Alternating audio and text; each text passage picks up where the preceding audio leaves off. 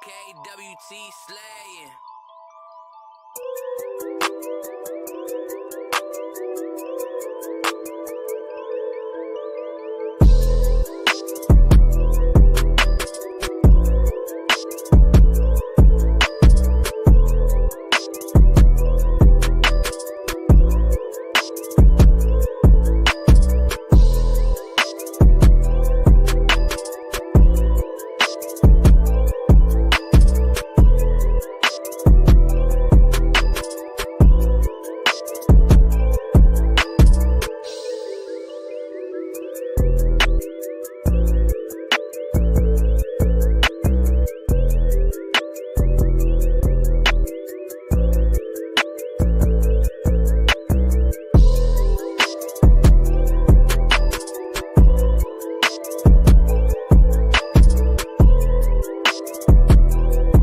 What if the truth was never lost, only buried? For centuries, historians, scholars, and even colonial records have confirmed what many tried to silence. The original Israelites were a black people scattered across continents but never erased. Their skin was dark, their customs ancient, and their covenant with Yah eternal. This journey uncovers how the Spanish and Portuguese Jews, described as dark-skinned, Semitic, shared one bloodline. Chased by the Inquisition, many fled to Portugal, then beyond, preserving their heritage across borders. But the story doesn't end in Iberia. Across from West Africa, black Jews built synagogues, kept Torah, and passed down the laws of Moses. The Limba in southern Africa, the Igbo in Nigeria, the Beta Israel in Ethiopia, tribes across the continent boldly declared, "We are the children of Israel." These aren't isolated claims. These are voices rising from the dust, connected by oral histories, Torah traditions, and the unbroken rhythm of their identity. No such legacy exists among European Jews. No centuries of tribal witness, no matching traditions, no trace of ancient covenant keeping. Maps, art, and archaeology tell the same story. The Israelites were scattered, enslaved, and displaced, but never lost. The world always knew who they were. Their presence was visible, their customs alive, their story intact. This book doesn't speculate. It confirms the Israelites were black, bound by blood, culture, and covenant to the Most High. This is not just history, it's restoration. The truth was never destroyed, only buried beneath centuries of deception. Get your copy of They Always Knew We Were Israelites today, available now on Amazon.com.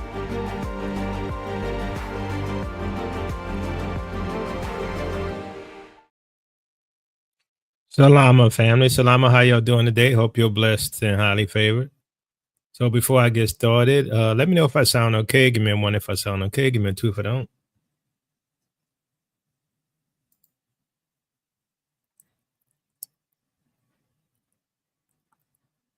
All right, I see a 1. I see a 1. All right. So today it's sort of going to be a blend between a teaching and modern prophecy, right? Modern information of what's going on today. And as I mentioned before, I cannot cover everything, right? It's too much now. Too much happening on a daily basis to cover. But what I'm going to do is, once again, I'm going to give my viewpoint based upon my understanding of the scriptures and what I see happening. And hope y'all ready. I hope y'all ready. I hope you have your bags packed. Okay, I'm going to say it like that. I hope you have your bags packed. I hope you then woke up your family members. I hope you've been witnessing. I hope you haven't been scared to give a testimony. I hope that you're doing the work, because that's where we at, right? So one thing I want to do, I want to go back. I want to go back to the understanding of the foundation of the scriptures, right? And I'm not talking about the law so much as I'm talking about us, who we are And I'm not going to really go into the covenant, though the covenant is paramount.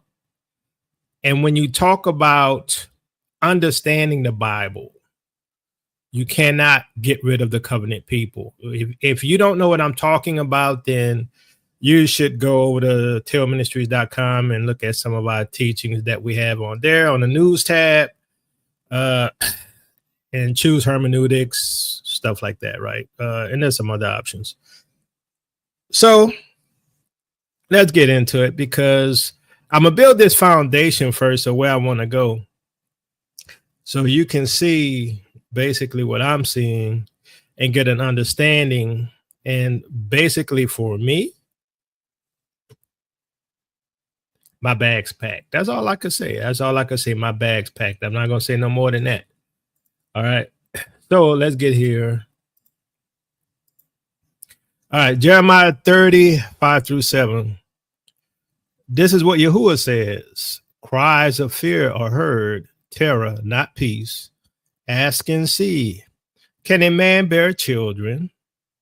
Then why do I see every strong man with his hands on his stomach like a woman in labor? So this is the first time Israel went into labor. And we're going to cover that a little more, but I'm going to go backwards a little bit so we get an understanding. Then why do I see every strong man with his hands on his stomach like a woman in labor? Every face turned deadly pale. How awful that day will be.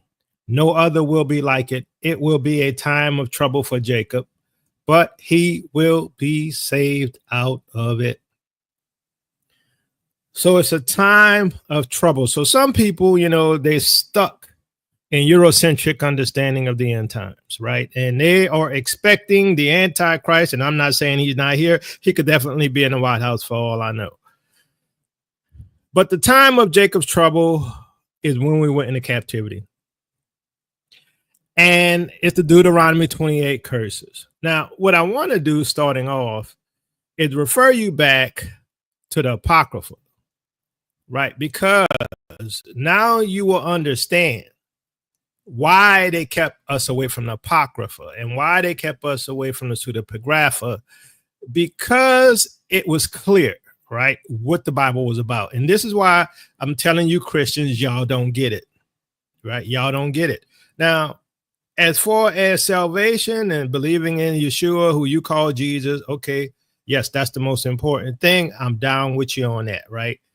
But when it comes with the immediate things and the covenant people and understanding Israel's role, right? There's a role for Israel, and I talked about that in other shows.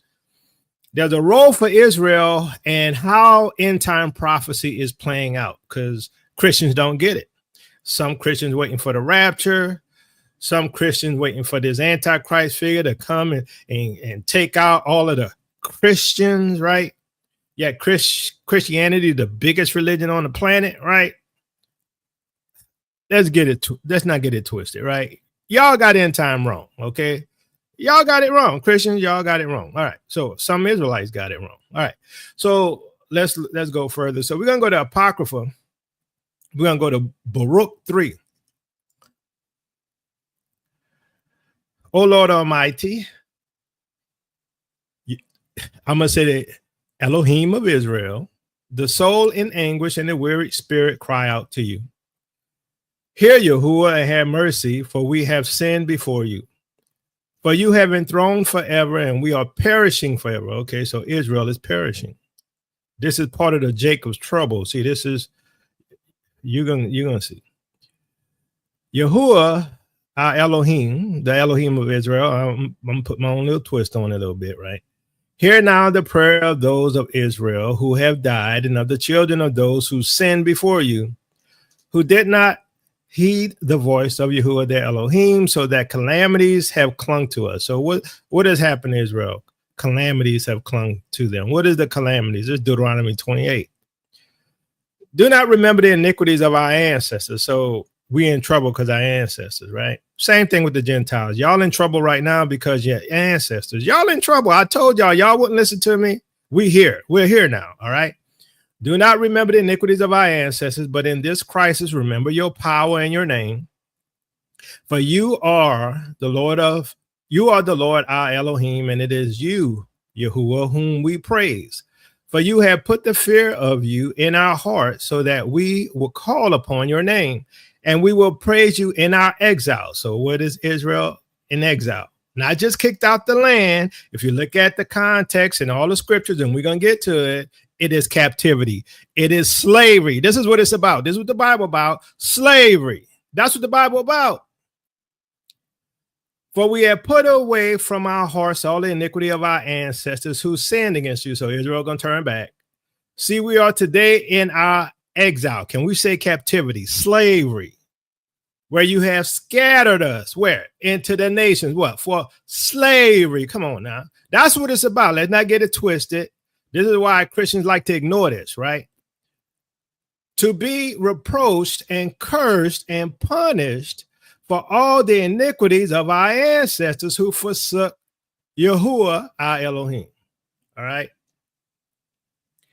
Hear, O Israel, the commandments of life. Give ear and learn wisdom. Why is it, O Israel? Why is it that you are in the land of your enemies? Why are you in the land of your enemies? Why are you in slavery? That you are growing old in a foreign land. You dying in a foreign land. You ain't even in your own land. That you are defiled with the dead, that you are counted among those in Hades. You have forsaken the fountain of wisdom. If you had walked in the way of Yahuwah, you will be living in peace forever. Learn where there is wisdom, where there is strength, where there is understanding, so that you may at the same time discern where there is length of days and light, where there is light for the eyes and peace. Who has found her place and who has entered her storehouses? Where are the rulers of the nations and those who lorded it over the animals on earth? Those who made sport of the birds of the air and who hoarded up silver and gold in which people trust, and there is no end to their getting. Does that not sound like the ones who rule over us? Can we say them Gentile nations? All they want is gold and silver, want to steal our resources. They don't never get enough. They never satisfy, right? Those who schemed to get silver and were anxious, but there is no trace of their works. They have vanished and gone down to Hades. Can we say hell? They're going to hell.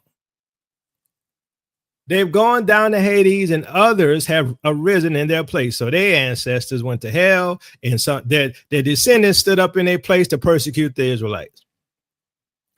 Younger people have seen the light of the day and have lived upon the earth, but they have not learned the way to knowledge, nor understand her paths, nor laid hold of her. Their descendants have strayed far from their way. She has not been heard of in Canaan or seen in Teman. The descendants of Hagar who seek for understanding on the earth, the merchants of Maran and Teman, the storytellers and the seekers for understanding have not learned the way to wisdom, or given thought to her paths. O Israel, how great is the house of Yahuwah? How vast the territory that he possesses. It is great and has no bounds. It is high and immeasurable. The giants were born there who were famous of old. Great in stature, expert in war, God did not choose them or give them the way to knowledge. So they perished because they had no wisdom.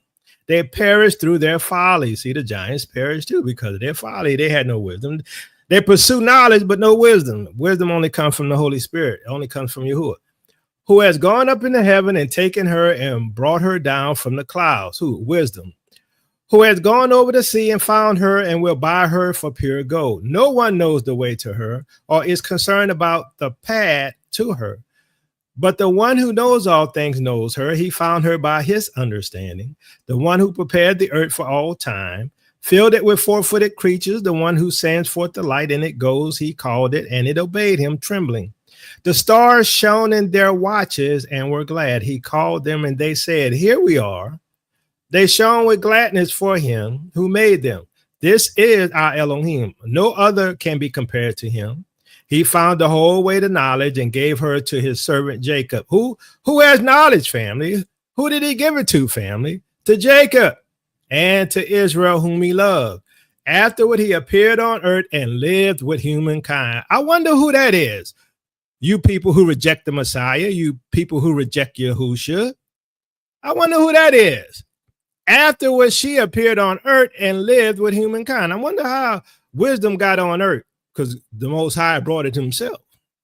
He brought it himself. But anyway, whole point being is Israel went into captivity, right? Slavery. We got to understand this so you understand what's happening on this planet right now.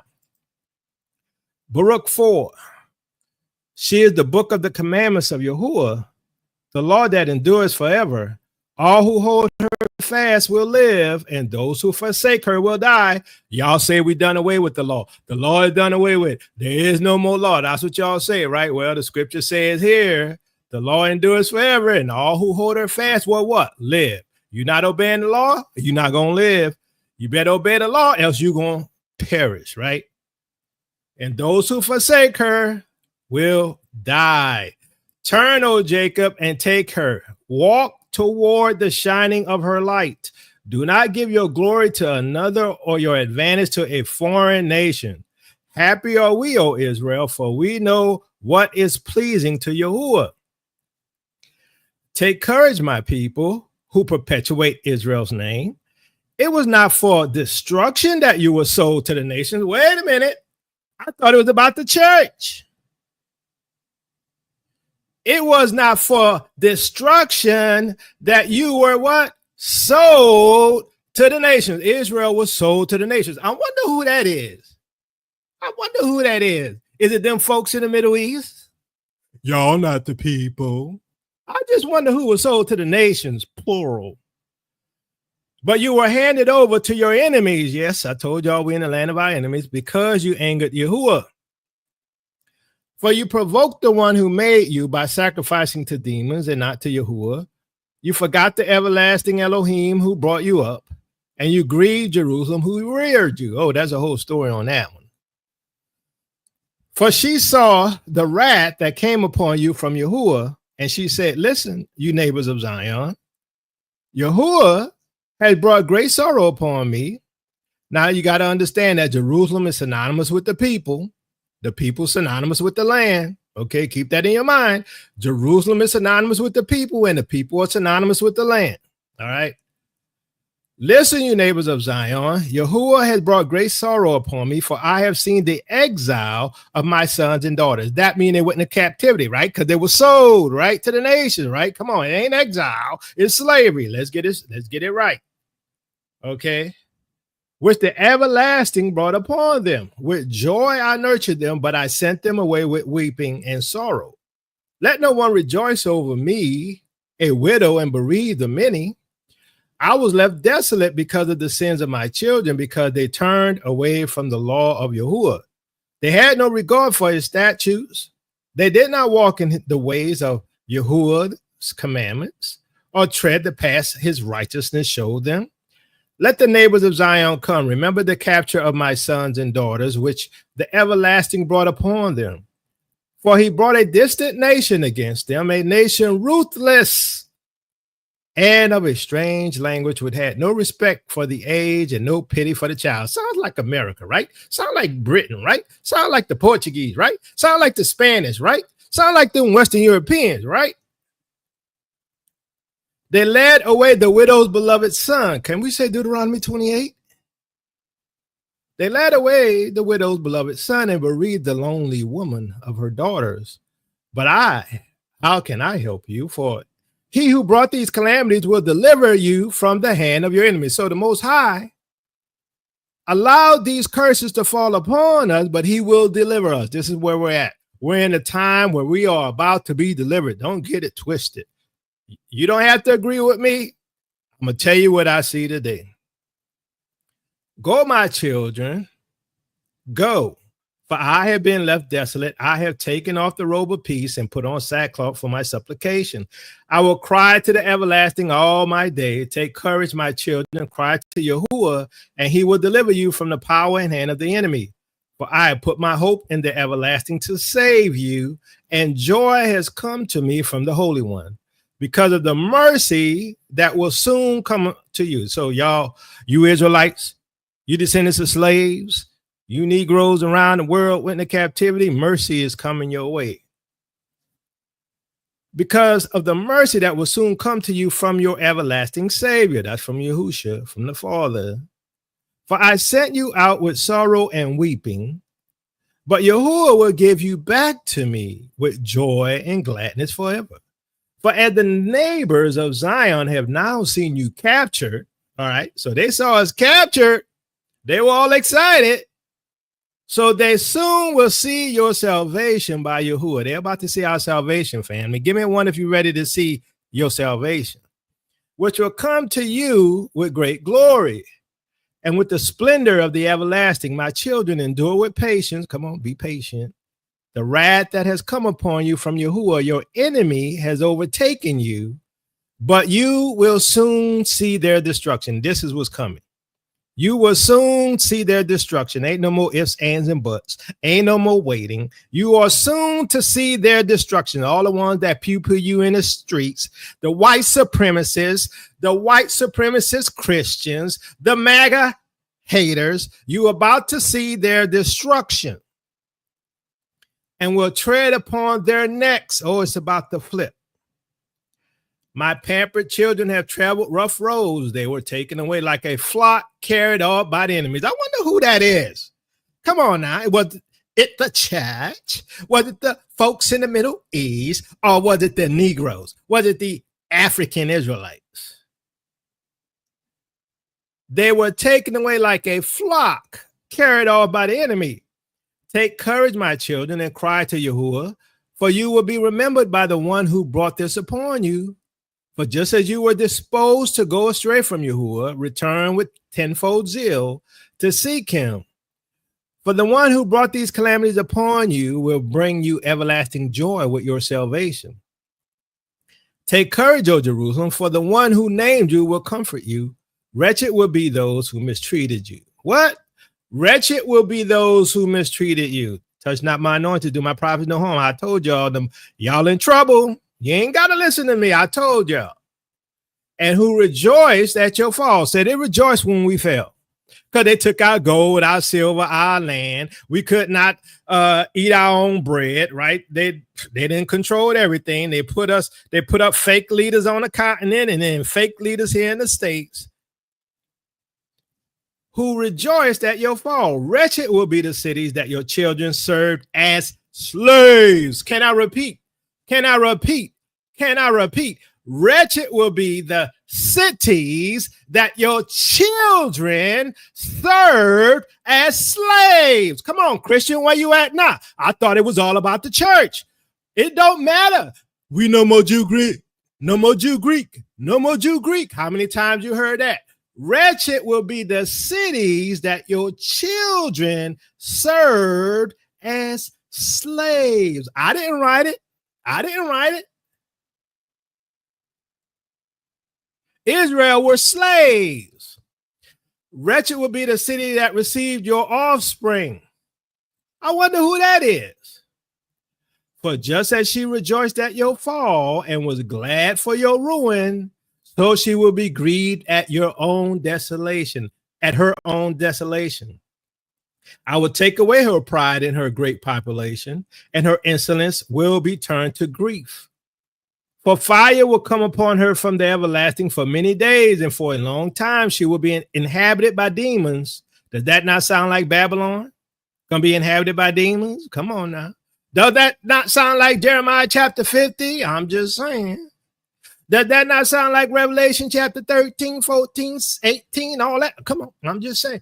Look toward the east, O Jerusalem, and see the joy that is coming to you from Yahuwah. Look, your children are coming, whom you sent away. So the slaves are returning, just as we always been teaching. Look, your children are coming, whom you sent away. They are coming, gathered from the east and west, at the word of the Holy One, rejoicing in the glory of Yahuwah. This is where we're at, in my opinion. We're about to go home. That's my opinion. Eat the meat, spit out the bones, right? Baruch chapter 5. Take off the garment of sorrow and affliction of Jerusalem, and put on forever the beauty of the glory from Yahuwah. Put on the robe of the righteousness that comes from Yahuwah. Put on your head the diadem of the glory of the everlasting. For Yahuwah will show your splendor everywhere under heaven. Is that not what we've been teaching? Is that not what the Torah says? Is that not what you call canon says, it says the same thing. For Yahuwah will give you evermore the name, righteous peace, godly glory. Arise, O Jerusalem. That's the people, right? It's synonymous with the land. Arise, O Jerusalem, stand upon the height, look toward the east, and see your children gathered from west to east. Does that not sound like Isaiah 11, family? Yes or no? Does that not sound like Isaiah 11? At the word of the Holy One, rejoicing that Yahuwah has remembered them. For they went out from you on foot, led away by their enemies. They went out on foot, led away by their enemies. Where? Into slavery. But Yahuwah will bring them back to you, carried in glory as on a royal throne. For Yahuwah has ordered that every high mountain and the everlasting hills be made low and the valleys filled up to make level ground, so that Israel may walk safely in the glory of Yahuwah. The woods and every fragrant tree have shaded Israel at Yahuwah's command. For Yahuwah will lead Israel with joy in the light of his glory, with the mercy and righteousness that come from him. So we have repeated here the restoration of Israel. We have repeated here Isaiah 11. We have repeated here Isaiah 60. We have repeated here Ezekiel chapter 37, dry bones. Come on now. So we're going to shift from the scriptures to look at a few things that's currently happening in the world. And we're going to come back and look at some other scriptures that seem to foretell what's about to happen on this planet. All right, so let's see here. All right. So y'all know what's going on in the world, right? And we're gonna talk about it. We're gonna talk about it. Let's go. Everyone is aware that we are no longer in a war on terrorism, but in a war of independence. Everyone must understand that it is a strategy for the imperialists to impose this war on us. Normally, every leader, every ruler should fight for their country. It's a strategy. They fight for their interests, and we must also fight for our interests.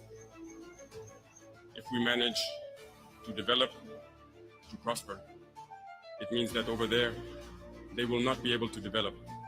They will have to regress. If we manage to transform our raw materials tomorrow, it means that over there, factories will close. Do you understand the logic? So it's normal that they fight to disrupt our society, to keep it in this constant war, so that we can never think about developing one day. And then they will continue to develop, while we will still be here exporting our raw materials to them and our youth, suffering in poverty, trying to cross the ocean to go beg over there. So what we have here is the rising of the dry bones. What we have here is sinew coming together into sinew. What we have here is the skin and all of the things that make Israel a nation coming back in the focus. Why? Because Israel got to take back its freedom first. Have you noticed? Give me a 1 if you've noticed this. Give me a 2 if you haven't. Have you noticed a change in Negroes around the planet? Have you not noticed the lamb is now the lion? Have you not noticed that our people, like, I'm done. It's either them or it's us. Have you not noticed that our people say, look, we about to handle business. We are not the same as we were before. There has been a change globally within our people. We ready to fight. Y'all don't see it? I think y'all do see it. I see a bunch of ones. Oh, yeah, they didn't woke up the lion. Oh, Micah 5:8 is not far away.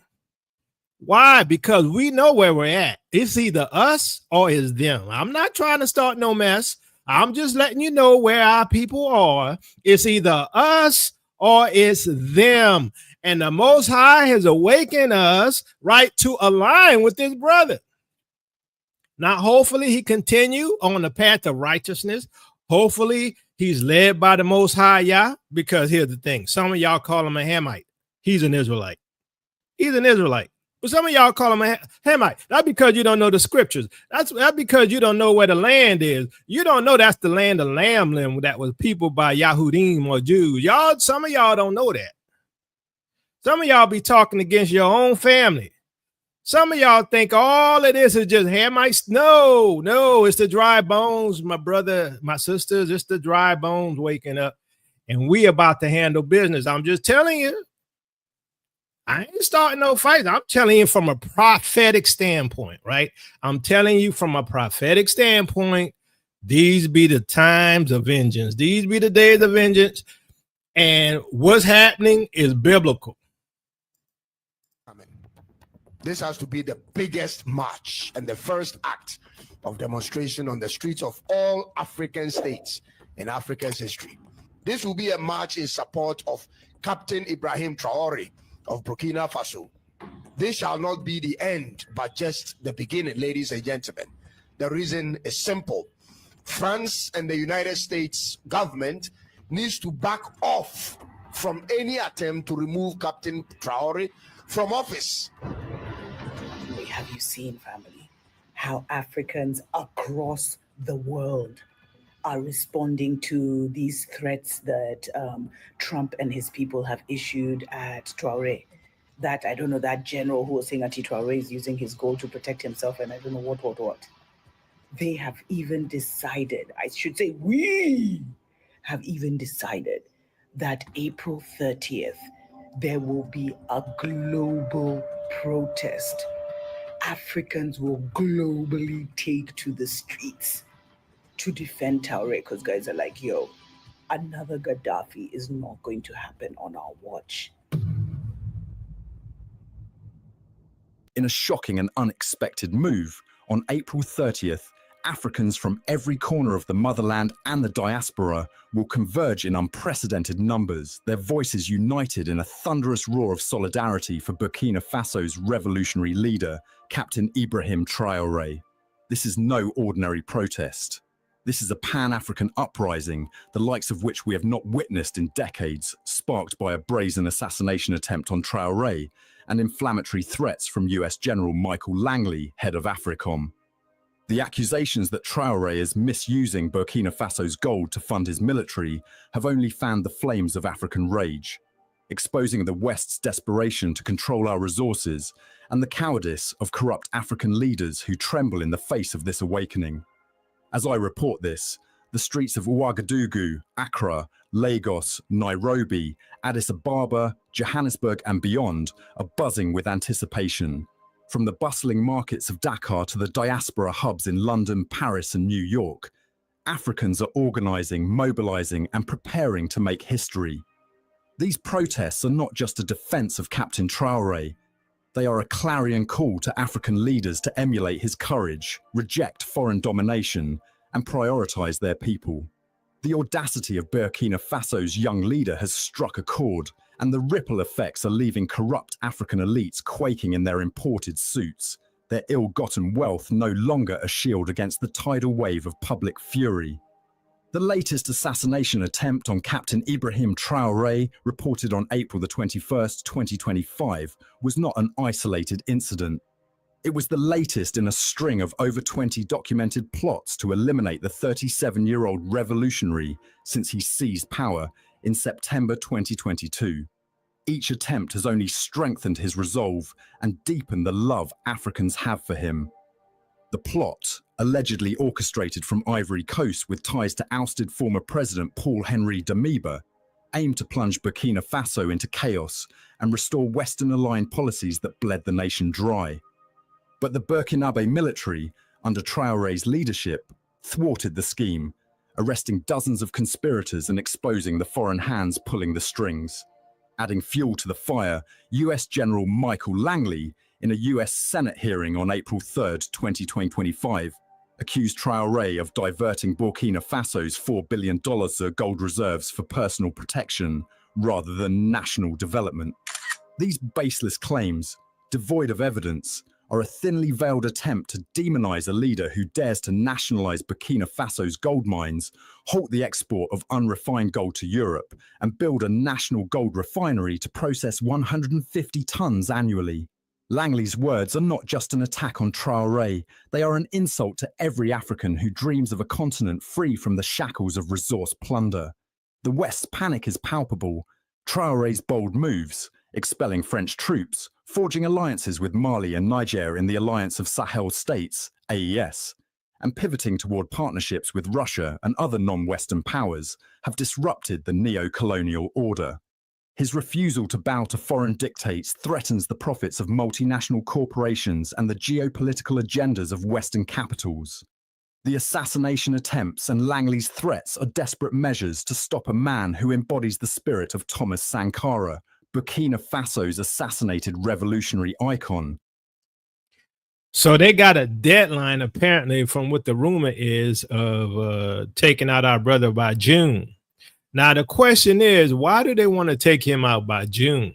Why they have this deadline, right? I believe this is because the winter is coming and they don't have enough of resources. France don't have enough of uranium for their nuclear power plants, and they definitely don't have enough of gas from Russia. And I think we're at the point where Europe is about to fall, and that is what we're seeing, right? And so what they haven't realized is that they've awakened the lion. They've awakened the lion. They haven't realized that. And now what we see is that our people are ready to handle business. I'm going to tell you this. See all of the raccoons like in the Ivory Coast? They better watch it. They better watch it, because some of their people support Trail. I guarantee you. Some of their people support Trail. Now, they don't know that this is the chain. Look, by the grace of the Most High, that he protect Ibrahim.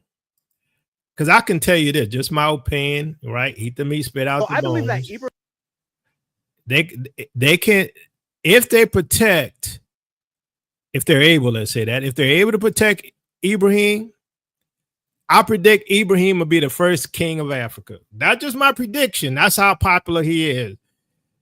If they're able to protect Ibrahim, he will end up being the first king of Africa, at least sub-Saharan, right? That's just my opinion, right?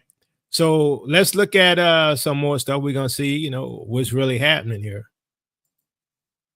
Ibrahim Traoré is a perfect example of why the American establishment does not want African Americans to see their liberation as intimately intertwined with the liberation of the African people.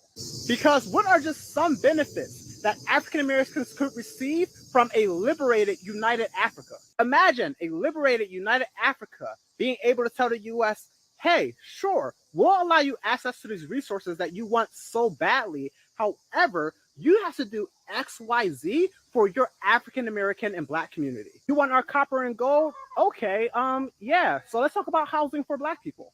Imagine that Africa has control over its resources. It is overflowing with wealth. And it is like, hey, African Americans, Black people of the world, if you feel that you are mistreated as a population in your country, you could have a new home here.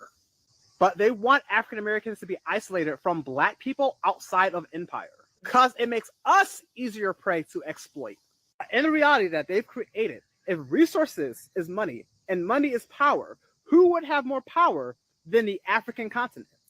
To empower Africa is to empower all Black people around the world. And they know. Oh, yeah, they know this. To empower Africa is to empower all Black folks around the world. And they don't want to have that. They don't want that. Because guess what? You mean Negroes gonna be on top? You mean ninjas gonna be on top? Oh, they can't have that. Oh, they can't. Ain't nothing they can do about it. They can't stop. Look, this is a movement, and this is a movement created by the Most High.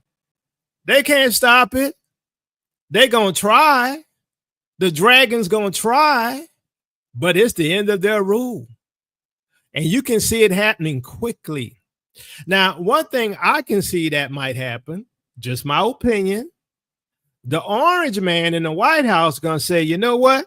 Y'all like Ibrahim so much. Y'all like Africa so much. Why don't y'all go there? Can't y'all hear that? Give me a yes or no. Can't y'all see him saying that? If y'all like Africa so much and y'all support Ibrahim over America, y'all need to go over there and live in Africa. Watch. Watch. And then there's going to be the threat of deportation because you're not supporting the U.S. talking points. Watch. It's coming.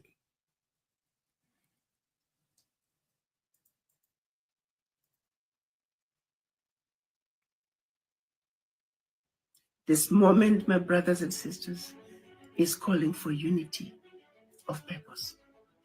The abuse of Black people around the world has got to come to an end.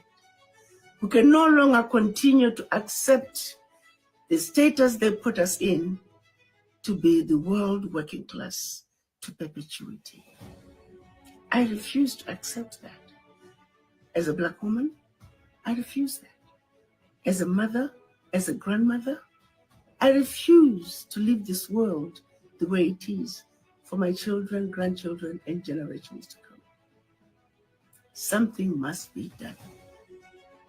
And it starts with you, taking that ownership, taking that responsibility to wake each other up, to educate ourselves, to understand the genesis of why we are where we are as a people.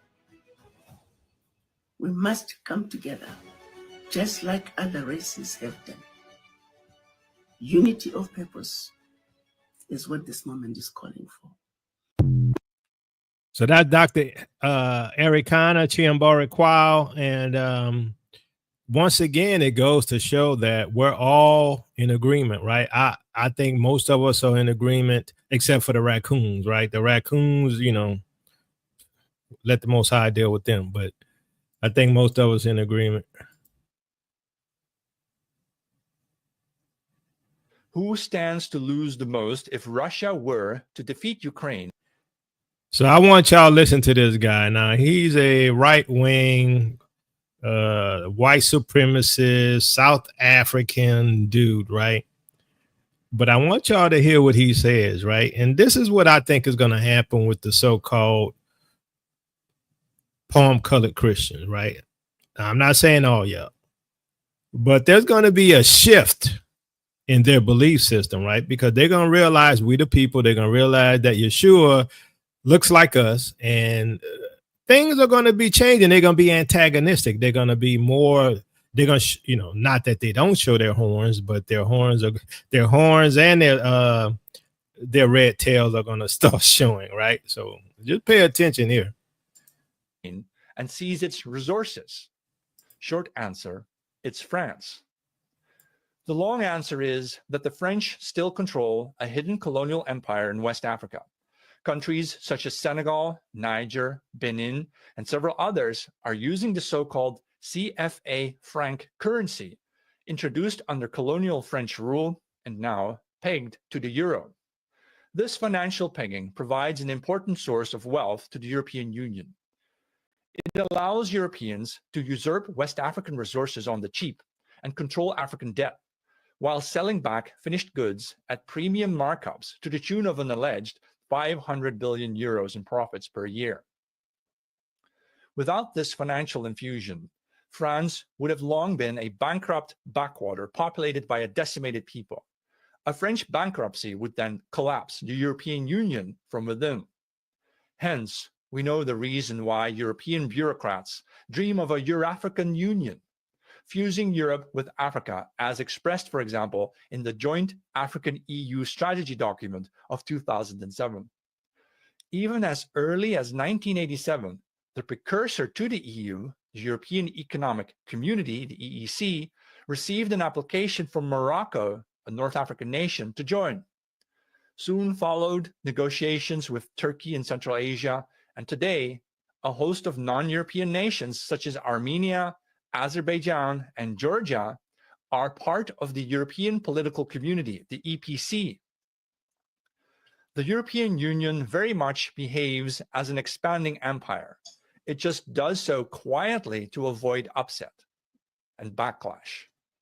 The backhanded ruler of this empire is French President Emmanuel Macron. The French are Napoleonic. Have you not wondered why the French president insisted on being included in the Vatican talks between President Trump and Ukrainian leader Zelensky? Zelensky is Macron's puppet, for this is France's war against Russia.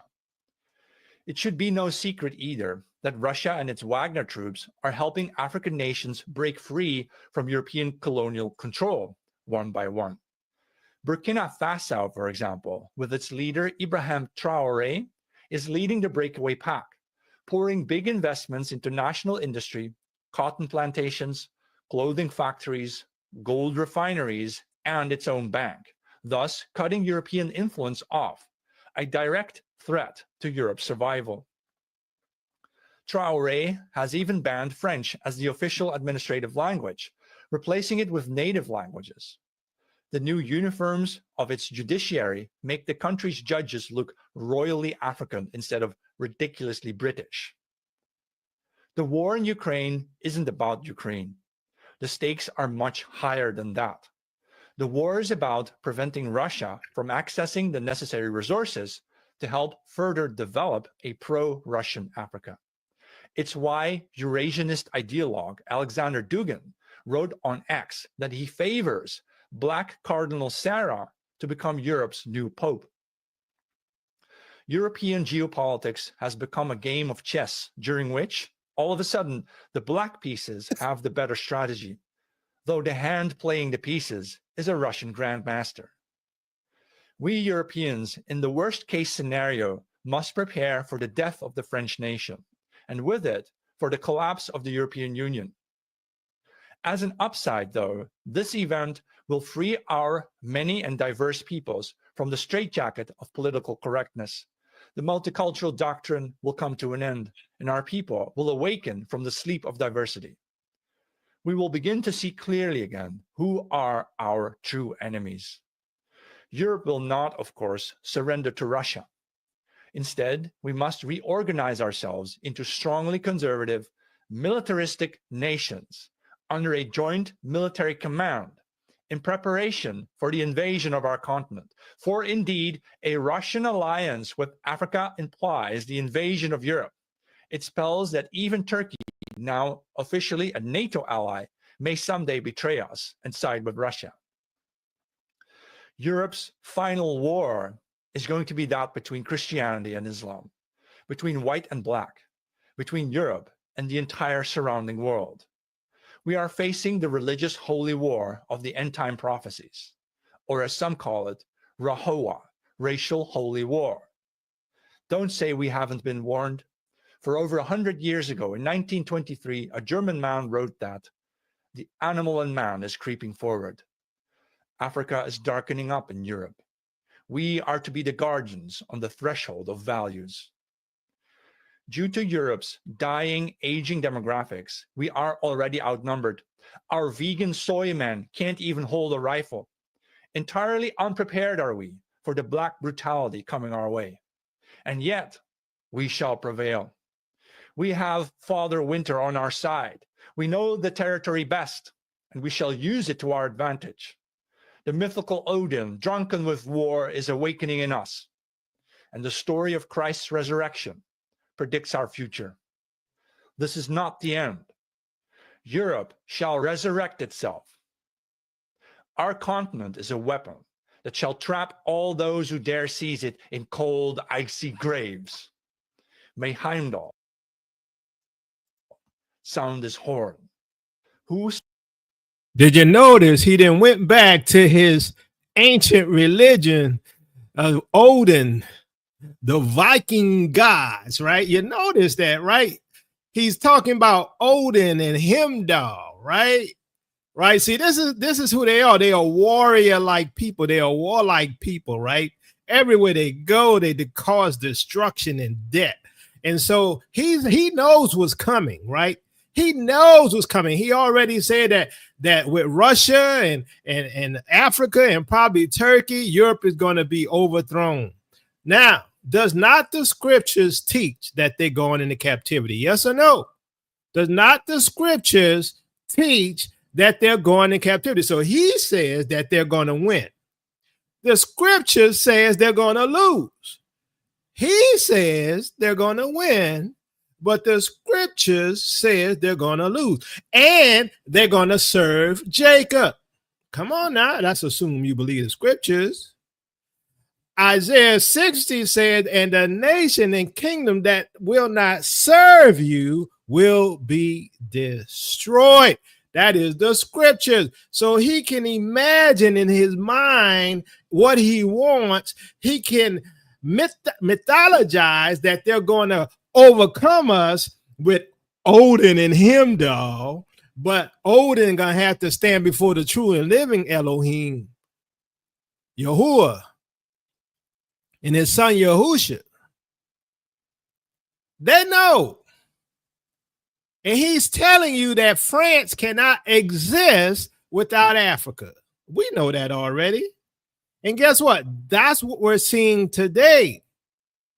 Right? And this is why they have till June, in my opinion, to overthrow or try to overthrow Ibrahim. Because by the winter time, Europe is going to be freezing their tail off.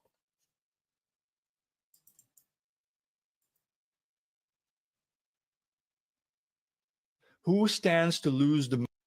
So hold on one sec. Let's see. I had that in there. There we go. Colonial order. His refusal to bow to foreign dictates threatens the. Sorry, fam. Got my links mixed up. Let's move on to what's happening in Canada.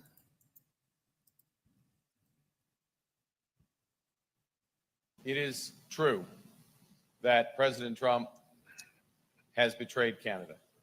He's betrayed Canada. And he has ruptured the global economy. Our old relationship with the United States is over, unfortunately. And America's leadership of the global economy is over. And this is a tragedy. This is still in play, but it is a tragedy. It is also our new reality. We have to recognize it. We will fight. We will fight Trump's counter tariffs. In fact, we are already. We're fighting them with our own counter tariffs that cause maximum damage in the United States with minimum impact here in Canada. They want our resources, our water, our land. They want our country. There's your answer. There's your answer. Because Canada is not America. Canada is not America. Thank God. America is a melting pot. Look around this room. We're all Canadians. We're all Canadians. We're all distinct. We're all Canadians. Canada is on the ground. So if you notice, our enemies are fighting one another. Now, one of America's closest allies, Canada, is now an enemy of America. Come on now. I couldn't have made this stuff up.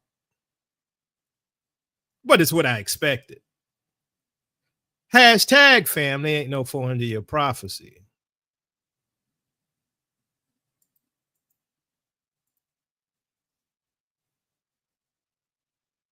You guys, the scene in Spain is honestly creepy and post-apocalyptic. Now, you would never be able to tell. It seems like life's just continuing, but literally, there are no traffic lights. It's the last of light we're going to see here with the sky, with the natural lighting. Everyone's concerned. Everyone's suspicious. What the hell is going on? The last people walking are like suspicious. All the businesses are closed. Everything is closed except for the Chinese stores.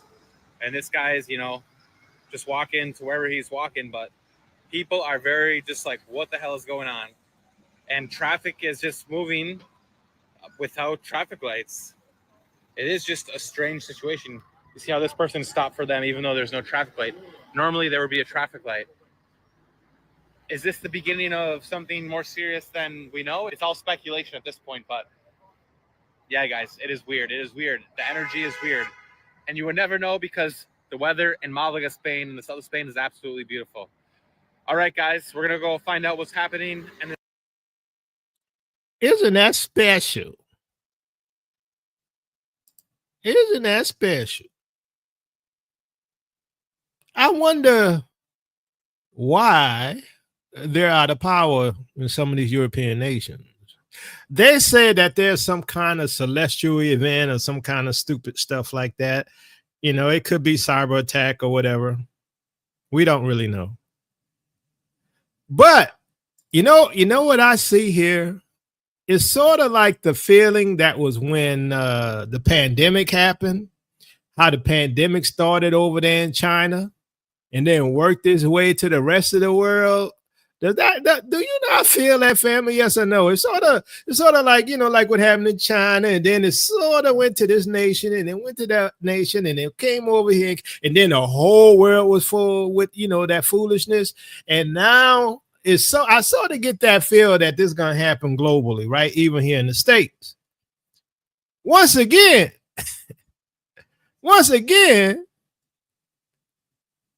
you not gonna flee? I'm just asking. I remember when I said, if the power go out, if you get kicked out of your house, you ain't got no water, you ain't got no food, you on the streets, you not gonna flee? Ha ha.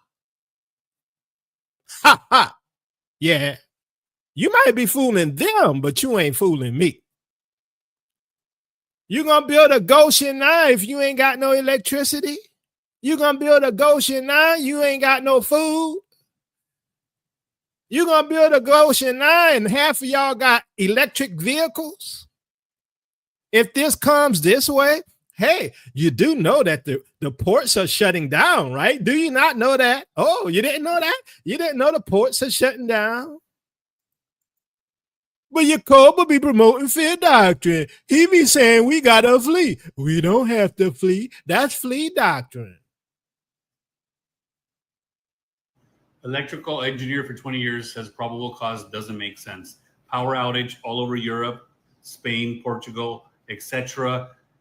It's now been classified a status 2, and local governments are asking for a status 3, which means military gets involved. Trains, cell phones, lights, nothing's working at this time, and they're saying in some areas 10 to 12 hours before power comes back. In some areas, it could be days to a week before power comes back. So none of us at this point believe atmospheric phenomenon, which is what they said it was earlier. It's starting to show that it might be, what's that word that nobody likes to say? I'm not even going to say it. It starts with a T. You guys can take a look at that it might be one of those events that's happening on that side of the world right now. More to come. Make sure you follow. Do you believe it's atmospheric phenomenon or something else? A lot of smart people that work in electricity in my comments are saying they don't believe that the temperature by the power lines fluctuated so much that it made all of the area black out, which is what atmospheric phenomenon is. Now, something you got to take note of is that a lot of this stuff is happening all at the same time. See, that's what should have you concerned. Told you. We're getting there. We're getting there. Go to the grocery store, they're going to be seeing shit on the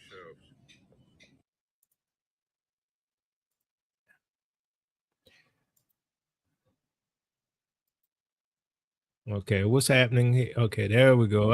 I had a little glitch there, family. A little glitch. All right, so let's go back. On this episode of What's Going On with Shipping, are U.S. ports empty? I'm your host, Sal Mercagliano, and welcome to today's episode. So 4 years ago, we started this channel when the Ever Given went sideways in the Suez. But shortly thereafter, after the ship was freed and we were talking about what's going on in the Suez, one of my viewers, and I wish I knew who it was, recommended, hey, there's more ships out there. Why don't you start talking about them? And so we delved into the topic of the global supply chain crisis. You may remember back at a time when there were 109 ships anchored off the port of LA and Long Beach. And we covered kind of the trials and tribulations of that port with some great videos talking about how to get out of the port of LA, the escape from the port of LA. And then when the ships did disappear, where did all the ships go? And we really started delving into the global supply chain crisis. Well, all right. So some of y'all probably didn't know that there was a global supply chain crisis. You know what that means, right? You're not going to have any goods. You're not going to have any stuff for your, let's say your computer breaks down, your car breaks down. And if you do get it, it's going to be like thousands of dollars to get it, right? Oh, yeah. China, again, denying it is in negotiations with the United States to resolve the ongoing trade war, as members of the Trump administration insist the U.S. is better positioned to win that economic battle after President Trump imposed a massive 145% tariff on imports from China. And that standoff now hitting closer and closer to home. Gene Soroka, the executive director of the Port of Los Angeles, the #1 container port in the Western Hemisphere, warns that difficult decisions are ahead as the port could see a 35% decrease in arriving cargo should the trade war continue. Gene Soroka, executive director of the Port of LA, is here with us in studio. Gene, thank you for being with us tonight. Liberation Day, of course, was April 2nd. When you talk about the global supply chain, nothing is instant. There's a lag. So here we are about a month out. Where do things stand, and what are these difficult decisions that you foresee in the weeks ahead? Micah, we're starting to see the imports lighten up. In fact, by next week, as Cher just reported, we'll be down by about 35% year over year. Effectively, imports from China have been shut down because the cost is now 2.5 times more than it was for a product just last month. So how does the president's 90-day pause on reciprocal tariffs impacting orders and shipments and traffic? While a little bit of a breather, Cher, it's not a long runway in our industry. Yeah. Typically, importers here in the U.S. put their orders into factories in Asia about 3 to 4 months ahead of a ship even leaving, coming our way. So that's not going to change a lot of behavior. And still, it's 10% more than it was last month with those 75 or so countries, especially those in Southeast Asia. We talk a lot about China, which is on everybody's mind now, but it's countries like Vietnam, Indonesia, Malaysia, Thailand, Singapore, which also trade a lot with us. Well, let's put this into some context. So what is going on with U.S. ports? If you follow social media, you may be seeing posts like this from Houston Wade over on Facebook about not a single international cargo ship is in the port of Seattle. The port is effectively dead. Not only that, the last ship from China will dock on the West Coast on April 29th, and the last Chinese ship will dock on the East Coast around May 10th. After that, there'll be no more shipments arriving from China. Don't believe him? Well, just take a ride to the ferry and look south. The port is a ghost town. You then see these type of images proliferating social media. Hey, it appears as if the port of Seattle is effectively dead.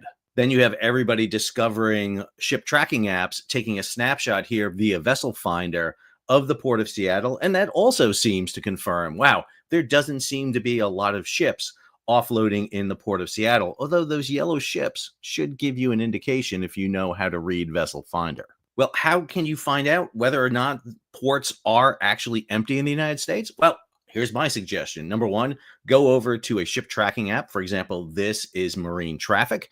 And first off, you can see all the ships around the world at a single time. Those green ships are cargo vessels. The red ones are tankers, but it gives you an idea of the scope and scale of trade. Also, don't be confused. There are certain areas of the planet that are extremely congested with ships, while others don't have as many ships. East Asia, for example, off the coast of. So what we know going to happen is that it's going to be the BRICS nations that are going to be trading more amongst each other than trading with the West, right? Because now that the cost of doing business is prohibitive with the United States, everybody's going to start doing business with the BRICS nations, right? Which means based upon the cost of these goods, right? I mean, for the smallest thing, like let's say you need a washer for your pipes, right? I don't know how much a washer costs today. Maybe it costs $1, but Tomorrow it might cost $5, right? So today, you might still get some things in, right? But guess what? A lot of companies are not going to be bringing it in because it's going to be too cost prohibitive. And even if they try to pass on the cost to the consumer, it's going to triple probably, right? So it's going to get to the point where the shelves become pretty empty, right? So America, the fun and games is over. Now, this is a really hard video for me to make, but we've gone beyond now Trump this, MAGA that, Republican this, Biden that, left, right, Republican, Democrat, whatever. Shit's about to get real. You've seen my videos. I've been posting for a couple of months now. I, on the one hand, don't really want to be scaremongering. Sometimes people come on and they say, yes, we know. And then, of course, a lot of you come on and say, thank you so much for pointing these things out. If you live in America, I think you need to be worried. This is not a parody account. This is not, I'm trying to be serious here without being alarming. But we are now towards the end of April 2025. But the fact is, the big orange buffoon with the small hands, the tiny hands, your great leader, I don't think you understand what he has done to the economy, what is about to happen to the United States. With these tariffs, with China no longer sending a single ship to US ports. The last one, I believe, is due to be in the East Coast on the 11th of May. But after that, there will not be a single ship coming from China to the US with a single shoe, bag of wheat, iPhone, whatever it is you buy from China, clothing, and above all the components that companies in the US rely on. I'm hearing that dock workers are being laid off because there's no ships to unload and load. I'm hearing that truckers are being laid off because, well, there's nothing in the ports, so there's nothing to truck.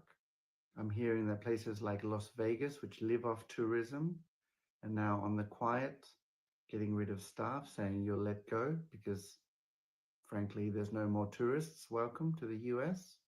But the most worrying videos I've seen, and I'm saying this simply as an awareness thing, that better that you hear it now and have the time to weigh up your options rather than hear it later and go, why didn't anyone tell me? Again, I'm not trying to be fear-mongering, but it's certainly better to have heard something and have time to evaluate and make your own decision rather than for something to come as a complete surprise. Basically, the talk is of shelves emptying, and that is some serious shit. We are talking potentially the US economy grinding to an absolute halt like has not been seen in at least 2 centuries by July 4th. We're talking people losing their jobs, people losing their homes, people not having food, and God knows what else. Now, again, I'm trying to stay calm and not be alarmist in this video, but the things I've seen in the last few days, frankly, are alarming. At least I am concerned for the people in the US right now who perhaps are not aware of the potential for what is going to happen in May, June, and July of 2025. All I can say is do what you can, protect yourself the best way you can, and perhaps, maybe, just maybe, even if it's crazy, buy a little extra food, a little extra toilet paper, a little extra what you need. Because I remember during COVID here in Europe, the food gone from the shelves. You couldn't buy solar panels. You couldn't buy battery storage. You couldn't buy wind-up radios. It was difficult to get cash out of the machine. And thankfully, They weren't needed, and yes, some of us were a little bit crazy, but I believe there's an old saying, it's better to have it and not need it than to need it and not have it. I wonder who's been warning people to prepare and to stock up and to get extra cash. I wonder, I don't know. I must be getting old again. I just can't remember. Somebody was warning us. I'm in the process of downloading a 20-minute video that will be a podcast on Substack. It's Bruno. It's James from brunoblockchain.substack.com, or you can find it if you search on Substack as Bruno Co. You need to go, in case you haven't seen it already, of some of the clips of Candace Owens and Tim Dillon talking about what I'm calling the occupation of America. We are now occupied by, because you can't say the words on here, the Sith, some sort of dark enlightenment, killer bot, Dungeons and Dragon people. Karp, who wrote this book, who runs Palantir. Palantir is named after a Lord of the Rings character or mysterious ball or something like that. This is, you can no longer pick people. You either are going to be part of the occupation or you're going to be part of the resistance. And it does go back to 9/11. And that's why they just turned off my live. Trump doesn't run the Oval Office. The Sith run the Oval Office. It's spelled out in this book, The Technological Republic. It appears that the guy who's in charge, we've lost the reserve currency already, people. It's just, you've just seen the tip of the iceberg. $26 trillion of net investment is going to move out of U.S. assets over the next decades. There's no way to reverse it. It has nothing to do with turning on the tariffs or this or that, the other thing. But go to Substack. Go to Candace Owens. She's calling it an emergency podcast. Now, Tim Dillon is not only funny, he's a lot like the fool in a Shakespeare play. He is maybe the most, he's maybe the guy who can like see it and explain it to you, sort of like a Robin Williams kind of thing. And the only way he can get it across to you is through comedy. Because we are living through something that is like the Depression, 1860 and 1776 all at the same time. We're an occupied nation like 1776. We don't have an empire has us. We are like 1860 in that there's been a coup and a violent revolt. I explain in this video on Substack. And we're like the Depression. We're going to have an inflationary depression, people. Think that through. There's like no ship traffic in Long Beach and Los Angeles. Like it's almost like the port's closed. It does go back to 9/11. You don't really have to understand it either. But I'll leave you with this. And I'm sure this is why they turned off the live. The guy running the White House, I'll put it this way. The guy running the economic policies, these tariffs, is Lutnick, the Secretary of Commerce. He's from Cantor Fitzgerald and took his kid to school and didn't go down with the tower. Correlation and causation are not the same thing. But I'll humbly ask you to go watch this video. We are now ruled by people who we have no control over. We're not a democracy. We're not an oligarchy. This isn't the Koch brothers, people. This isn't George fucking Soros. This is much, much worse.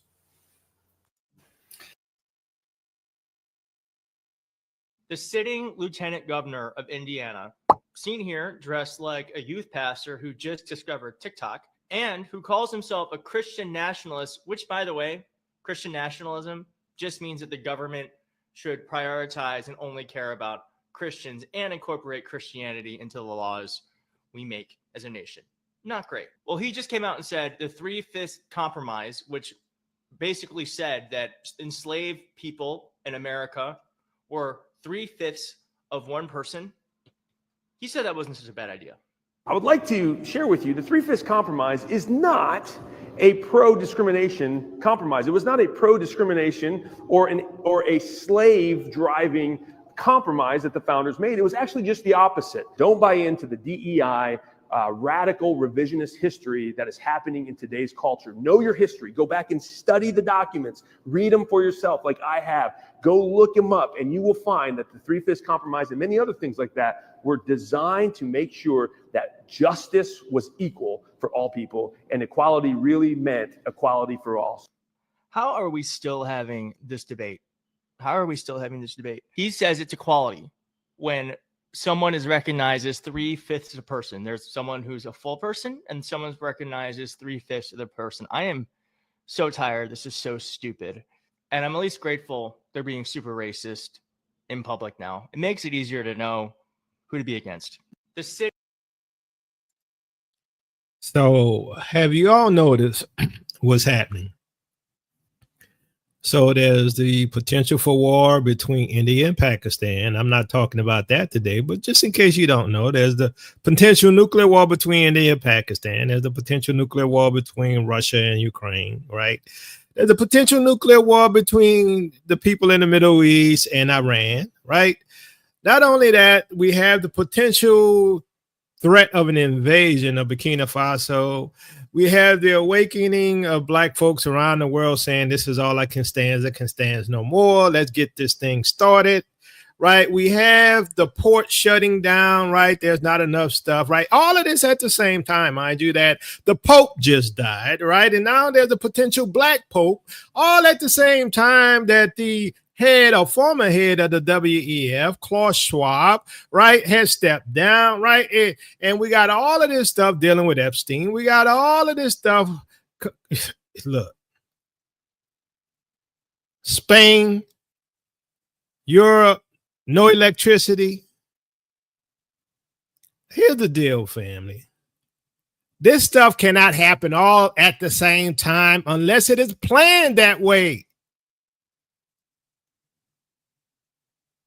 It's impossible for all of these scenarios and these points to line up all at the same time to cause the maximum damage.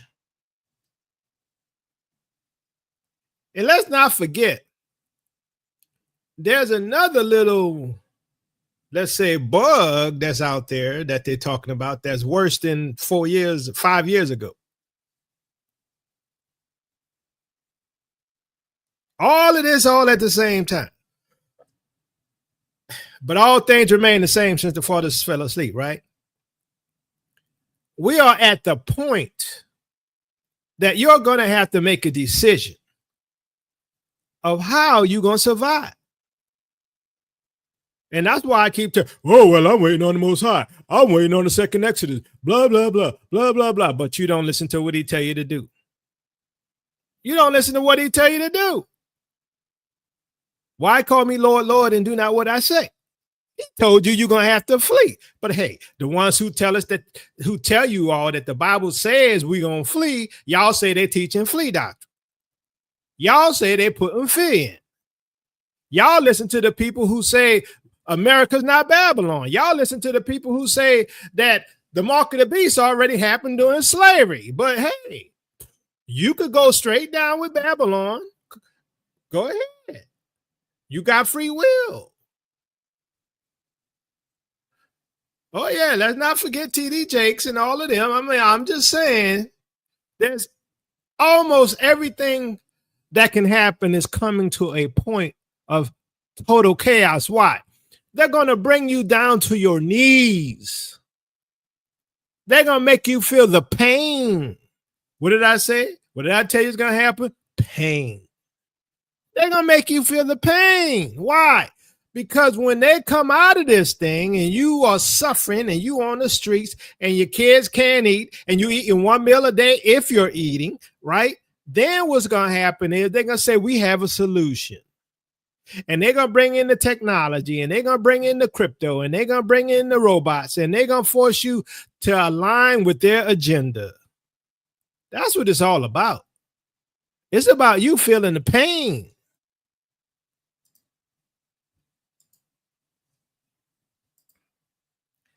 Leviticus 20:26, and ye shall be holy unto me, for I, Yahuwah, am holy, and have severed you from other people, that ye should be mine. So there's a division happening, right? It's sort of interesting.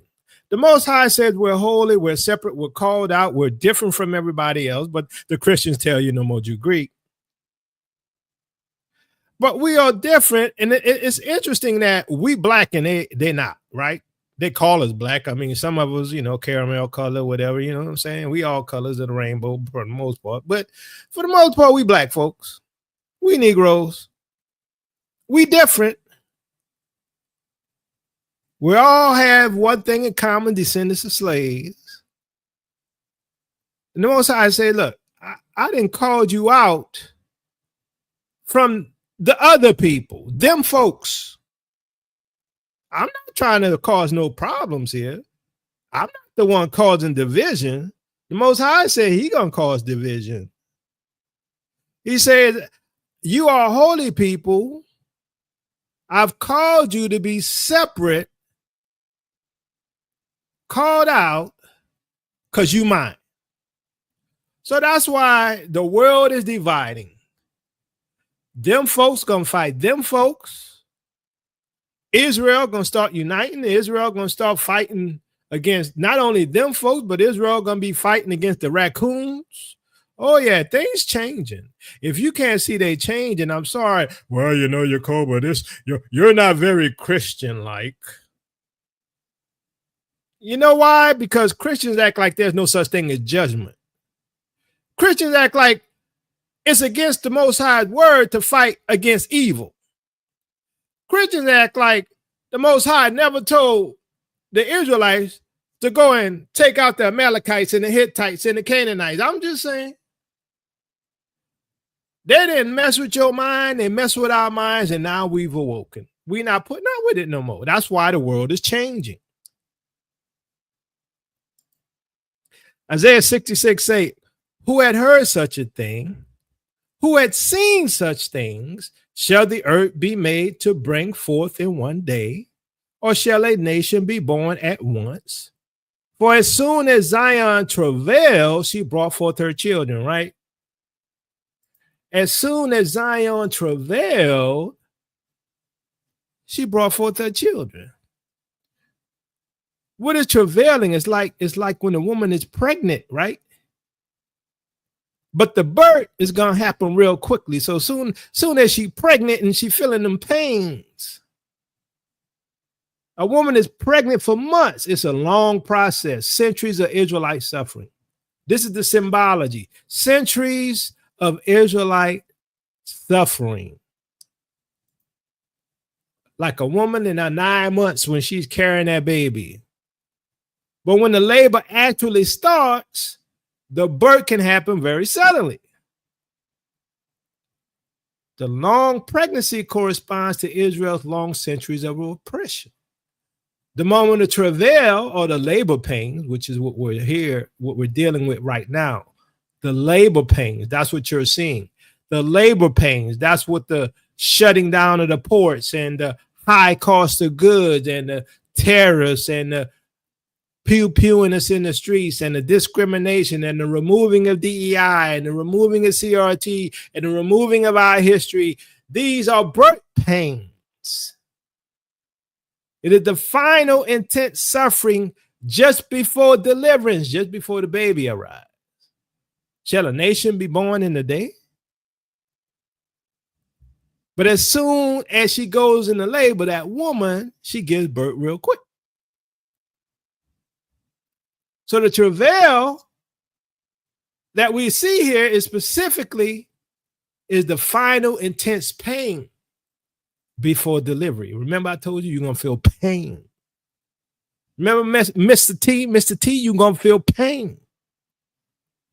Israel's whole history is full of suffering. Isaiah 66:8 focuses on the last stage when the nation is ready to be born again.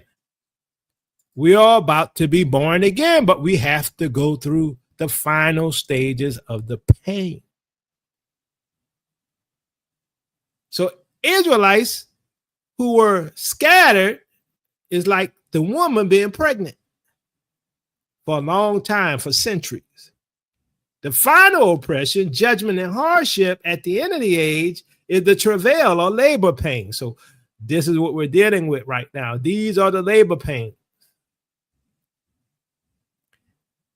The regathering and full restoration into the land is the birth.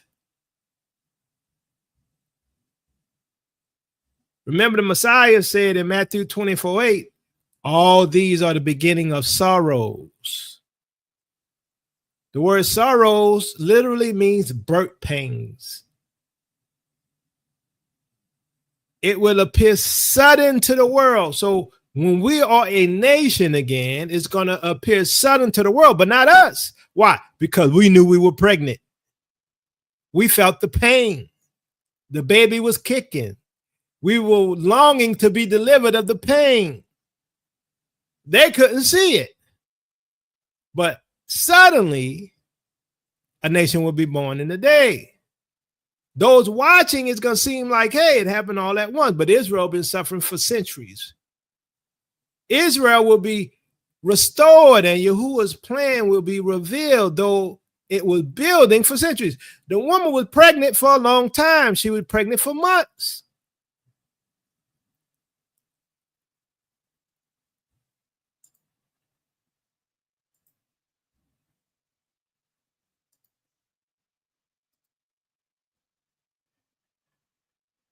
Matthew 26:17-21. Like as a woman with child that draweth near the time of her delivery is in pain and crieth out in her pains, so have we been in thy sight, O Yahuwah.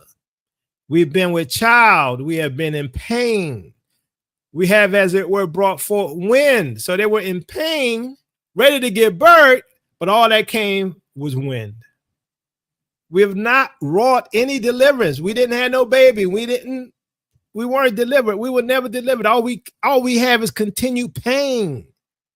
We have not wrought any deliverance in the earth, neither have the inhabitants of the world fallen. So our enemies are still there. We suffering.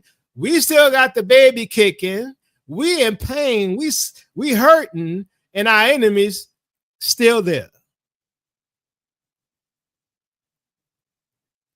Thy dead men shall live together with my dead body shall they arise. Awake and sing, ye that dwell in dust. For the dew is as the dew of herbs, and the earth shall cast out the dead. Now, that's sort of symbolic of Ezekiel 37, right? We in dirt. Israel is dead. Can these bones live? Well, Lord, you know. Come, my people, enter down into thy chambers and shut thy doors about thee, hide thyself, as it were, for a little moment, until the indignation be past. For behold, Yahuwah cometh out of his place, what? To punish the inhabitants of the earth for their iniquity. What does Joel 3 say for what they did to his people? The earth also shall disclose her blood and shall no more cover her slain. Israel is pregnant with promises, but during captivity and exile, it felt like no real birth came. Their suffering brought no full deliverance yet, no restoration of rulership or peace. And our enemies never fell. They're still there. The birth, the true restoration still had to come.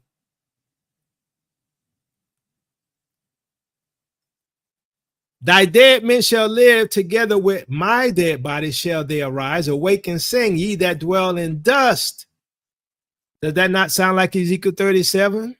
So this speaks of resurrection and national restoration, which is the same imagery we see in Ezekiel 37.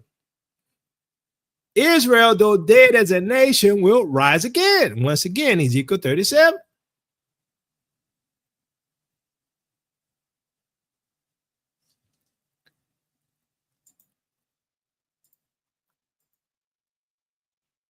Revelation 12, 1-5. And there appeared a great wonder in heaven, a woman clothed with the sun, and the moon under her feet, and upon her head a crown of 12 stars.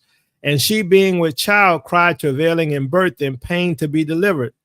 And there appeared another wonder in heaven, and behold, a great red dragon, having 7 heads and 10 horns, and 7 crowns upon his head. This is that Western beast system. It is what they call the revived Roman Empire. It is the G7 nations. It is France. It is the US. It is Germany. It is Belgium. It is this beast system called the international order. And his tail drew the third part of the stars of heaven, and they cast them to the earth. And the dragon stood before the woman, which was ready to be delivered, because she was ready to give birth. She was going through all this suffering and pain. But he wants to devour her child as soon as it was born. And she brought forth a man-child who was to rule all nations with a rod of iron, and her child was caught up to Yahuwah and to his throne. Now, the man-child can be seen in 2 ways, and you can always see these symbologies, the duality of the symbolism. Yeshua is the Messiah who was born of Israel. Also symbolically, the restored nation that will rule under Messiah. So Israel is synonymous also with the Messiah. Why? Because he's our king. And it is a nation who is a covenant people who live under the laws of the word of Yahuwah. See, that's what Christianity don't get, is that the covenant still matters. It can't save. The law can't save, but there's an agreement. There are promises that have to be fulfilled to a bloodline. And they don't like that. Gentiles don't like that. Micah 5:3. Therefore will he give them up until the time that she which travaileth had brought forth. Then the remnant of his brethren shall return unto the children of Israel. So Micah 5:3, Yahuwah gave up Israel and let them be scattered and oppressed. But after the travail or the final suffering, the remnant will return. This is where we're at. In my opinion, this is where we're at. This is what you're seeing. This is why all this stuff happening. This is why the power is going out. This is why tariffs are high. This is why the cost of goods is going up. This is why we're dealing with all of these judgments, because we're in the final stages of the birth pains. So suffering comes first, right? And right before the baby's birth, it is intense pain, which is why the woman got to be push the baby out. Suffering comes first, but the birth or restoration comes quickly after. That's where I think we're at. It's mighty interesting that we've talked about Jeremiah 50, and we're seeing a lot of the stuff in Jeremiah 50 come to pass, regardless of what other people say. In those days and in that time, said Yahuwah, the children of Israel shall come, they and the children of Judah together, going and weeping. They shall go and seek Yahuwah, their Elohim. So the pain is going to increase. The pain is going to increase. And yes, the water is going to break. The pain is going to get heavy. They're going to persecute you. They're going to break in your house. They're going to try to steal your food. They're going to kick you out your houses. They're going to steal your money out your banks. They're going to put some of y'all on the streets. The final travail or the final pain before you give birth. Shall a nation be born in a day? This is why Israel and Judah leave weeping. This is why Israel and Judah leave weeping. Because you're about to go home. You're about to be birthed as a nation. Shall a nation be born in a day?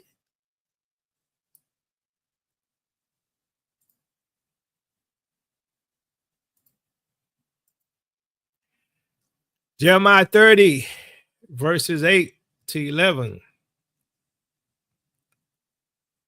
For it shall come to pass in that day, said Yahuwah, that I will break his yoke from off thy neck, and will burst thy bonds, and strangers shall no more serve themselves of him. Remember, Israel, I showed you in the beginning, went into captivity, went into slavery.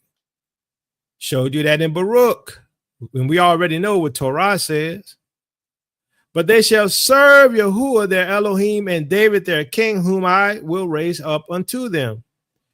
Therefore fear thou not, O my servant Jacob, said Yahuwah, neither be dismayed, O Israel, for lo, I will save thee from afar, and thy seed from the land of what? Their captivity. Why? Because Israel is in slavery. And Jacob shall return and shall be in rest, and be quiet, and none shall make him afraid. For I am with thee, said Yahuwah, to save thee, though I make a what? Full end of all nations whither I have scattered thee, yet I will not make a full end of thee, but I will correct thee in measure, and will not leave thee altogether unpunished. So Yahuwah is saying that a time of extreme fear and pain is coming, and I believe we're here. Men are described as bending over like women in labor, right? Travailing in pain. This is called the time of Jacob's trouble, right? But he's going to be saved out of it.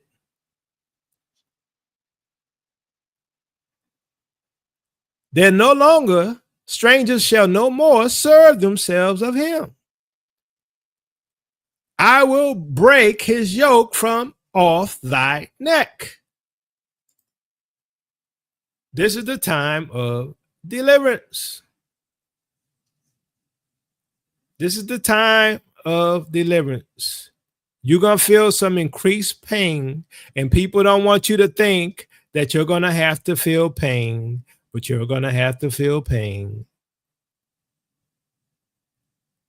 It's going to increase before we go. I know y'all don't like to hear that. Everybody don't like pain. I don't like pain either. If I can avoid pain, I would.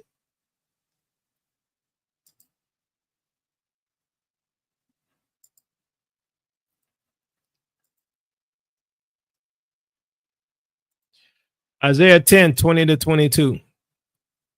And it shall come to pass in that day that the remnant of Israel and such as are escaped of the house of Jacob shall no more again stay upon him that smote them, but shall stay upon Yahuwah, the Holy One of Israel. So we're not going to rely on the Gentiles for our life and for our clothing and for our food and for, our healing. No, we're going to rely on the Most High. The remnant shall return, even the remnant of Jacob, unto the mighty Elohim. So it's a remnant. It's the remnant of Jacob that's going to return. I told you, it's that redeemed remnant. It's that born again remnant. It's the ones who trust in Yahushua. It's the ones who obey his commands, his laws, statutes, and commandments. For though thy people Israel be as the sand of the sea, yet a remnant of them shall return. The consumption decree shall overflow with righteousness. So our end result is righteousness. Zephaniah 3, 19 and 20. At that time I will deal with all who oppress you. I will rescue the lame. I will gather the exiles. That's the ones who went into slavery, captivity. I will give them praise and honor in every land where they have suffered shame. So Israel is in land because they were scattered into the nations and suffered shame. Why? Because they were held captive. They were slaves. At that time, I will gather you. At that time, I will bring you home. I will give you honor and praise among all the peoples of the earth when I restore your fortunes before your very eyes, says Yahuwah. So we're going to have to go through a little pain right now, family, but we're about to go home, in my opinion. I ain't put no time limit on it. I'm just showing you what I think is happening right now. This pain that we're seeing. So we got to understand that just because things get hot, we need to turn to the Most High, because we don't understand that pain is part of the birthing process. And we're going to come forth right? And they're gonna be surprised that this baby came forth because they didn't know that we were pregnant as a nation. They couldn't see that we were pregnant as a nation. They're not ready to see what's coming out. They're not ready to see the birth of a nation. Psalm 126. When Yahuwah restored the fortunes of Zion, when we were like those who dreamed, our mouths were filled with laughter, our tongues with songs of joy. Then it was said among the nations, Yahuwah has done great things for them. Yahuwah has done great things for us, and we are filled with joy. Restore our fortunes, Yahuwah, like streams in the Negev. Well, that's the desert, not the Negev. They like to do that. Like streams in the desert or wilderness, either one. Those who sow with tears will reap with songs of joy. Those who go out weeping, remember I showed you in Jeremiah 50 that we leave weeping, right? Because we're going to feel pain, family. It's just not going to last long. Those who go out weeping, carrying seeds to sow, will return with songs of joy, carrying sheaves with them.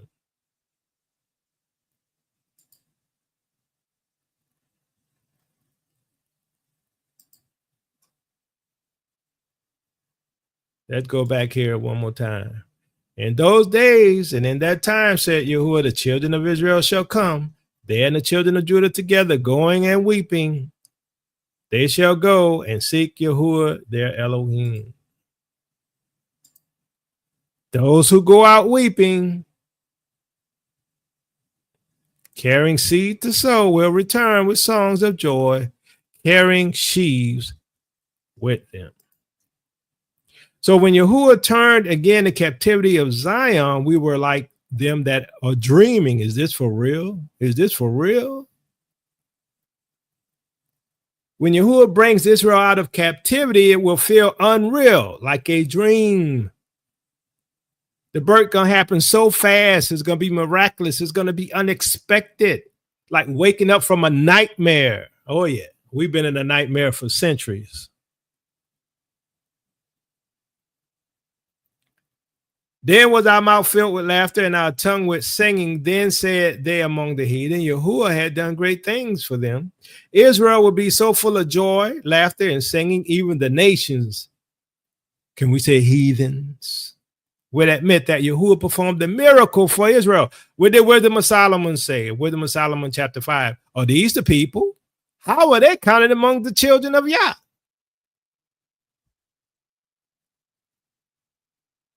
Yahuwah had done great things for us, whereof we are glad. Israel will rejoice. They will recognize it was Yahuwah alone who delivered them, not any nation, political system, or army. Turn again our captivity, Yahuwah as the streams in the south, asking Yahuwah to cause restoration to flow like rivers in dry lands, fast, unstoppable, and full of life. They that sow in tears shall reap joy. All the centuries of sorrow, mourning, captivity, and tears will result in a sudden, overwhelming harvest of joy. He that goeth forth and weepeth, bearing precious seed, shall doubtless come again with rejoicing, bringing his sheaves with him. Even those who suffered the most, those who held on to the promises, will return rejoicing, carrying the results, the sheaves, the harvest, the blessings of their faith and endurance. So Israel going to wake up from a dream, from a nightmare, and we're going to be rejoicing. Israel is travailing, but Israel is about to be reborn. We're about to feel some pain. But as soon as Israel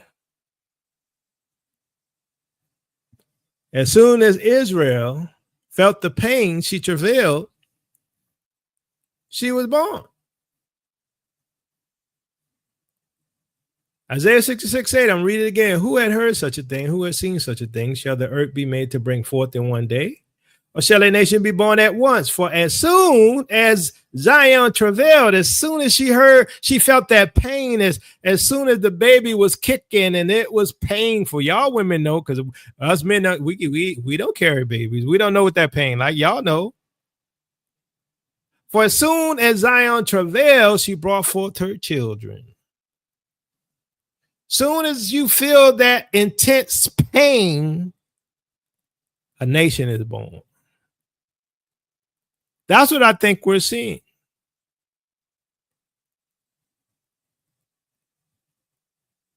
Shall a nation be born in a day? We're about to find out. Does the increased persecution against us mean anything? Does the shutting down of the ports mean anything? Does the high cost of goods mean anything? Does the discrimination against us mean anything? Does the orange man in office removing our history mean anything? Does the potential war between India and Pakistan mean anything? Does the potential war between Iran and the people in the Middle East mean anything? Does the potential war between Russia and Europe mean anything? They want to say Ukraine, but it's NATO. You determine that for yourself. All I have to say is, it looks like we here. That's what it looks like to me. That's what I'm saying. I ain't setting no dates. I'm just looking at the signs. I'm seeing birth pains. I'm seeing the threat against us as a nation. I'm seeing the fact that we might have to do without things on the shelves. I'm looking at the possibility of us not having any electricity. I'm looking at the possibility of them removing the value of the dollar. I'm looking at the possibility that some of us may have to go without food, water, and shelter. I'm looking at the possibility that these people are going to be breaking into homes because of the lack of bread. We can see that. That's what Jeremiah 50 said. We can see it all about to happen. But some people tell you, Jacoba teaching flee doctrine. But the Bible teaches flee doctrine. The Bible says we're going to flee. The Bible says flee Babylon so you won't be under her plagues. It ain't Jacoba. Jacoba just reading the scriptures.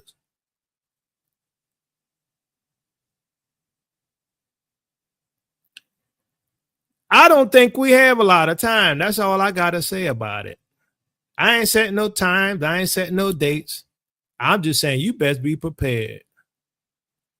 Because you about to feel the final travail. That baby about to come forward. And that's why Ibrahim is having so much trouble on the continent. Because the dragon is angry. The dragon sees the woman waking up. The dragon sees the bones coming to bones, and the dragon sees the sinews coming on, and the dragon sees the skin coming on. The dragon sees that our people have awakened. The sleeper has awakened. Don't get it twisted. These people know who we are. Minister Tayu's book shows you that they've always known who we were. Don't let nobody gaslight you anymore. They've always known we are the people of the book. They always knew we were the Ezra Alawi. And now they know it's the end of their rule. They know it's over. France is about to either become a third world nation or not exist anymore. America is about to become a third world nation or she's about to not be here anymore. Power is shifting. Can you not see it? Putin said they're going to send some military to go over there and help Ibrahim. China said they're going to send 500 military over there to help Ibrahim. I'm just saying things, they be a-changing. while everybody out there is teaching Eurocentric Christianity, which tells you nothing about what's happening. They have no idea what's happening on the prophetic timeline. I don't know what they think they're seeing. I guess they expect the Antichrist and they expect the Most High to return in the rapture. They have no idea what it means, what's happening on the continent. They don't understand that they're about to go into captivity. They don't have to believe me. I've been telling them what, since 2016? And now we here. I ain't gonna have to say nothing no more because we going home. Peace and blessings, Israel. Your captivity is ending. Love you with the love of the Messiah. If you want to support this ministry, you can by becoming a patron. You can also give Cash App, $TOTW7101. Also, go to tailministries.com. You can click on the donations tab. You can see other options for giving. You can also support this ministry by buying my book, True Jerusalem, and Minister Teu's book. They always knew we were the Israelites.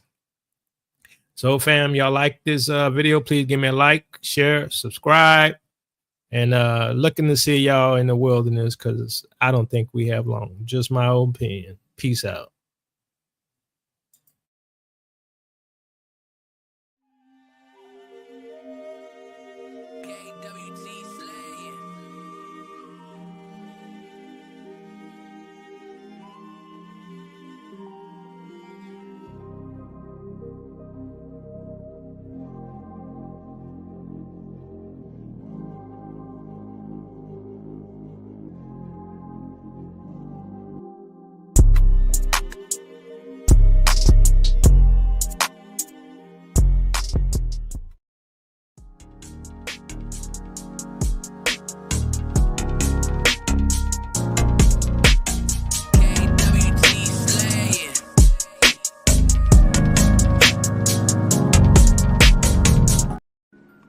Well, family, the wait is over. The moment has arrived where truth emerges triumphant from the shadows of history. Introducing the True Jerusalem, the lost kingdoms of the Israelites, the groundbreaking work by me, Jacoby Vale, a journey into the past that reshapes the future. I cut through centuries of misconceptions with piercing clarity. This book delivers a compelling case packed with evidence that commands attention and gonna get some respect. Come with me for a second, family, and discover how these thrilling civilizations flourished, protected by towering highlands and sustained by advanced engineering. Some have asked, where is Jerusalem? Is it the land in the Middle East? I say no. It is in the highlands of Ethiopia. With hours of groundbreaking research, this book brings in a new revelation, and it will transform your understanding of African history and its connections to the ancient world. It's going to remove from your mind the conditioning by the Romans of what has really happened to our past. Come with me, family, to the Ethiopian highlands and find out why this is our land. Why things have been hidden and obfuscated for centuries. We are royalty, children of the Most High. What kind of land do you expect us to have? Dried up dirt in the Middle East, or land flowing with rivers? A land full of beautiful animals flowing with milk and honey. Don't miss out on this monumental unveiling. Grab your copy today and stand on the side of truth. Visit Amazon.com or www.tailministries.com to purchase your book and join Jacoby Vale's teachings on Tail Ministries. Family, your journey to a hidden history has now begun. So family, get your copy of True Jerusalem, the Lost Kingdoms of the Israelites today. Journey to the heart of Africa, where history and legend converge to reveal the forgotten kingdoms of the Israelites and the true location of Jerusalem.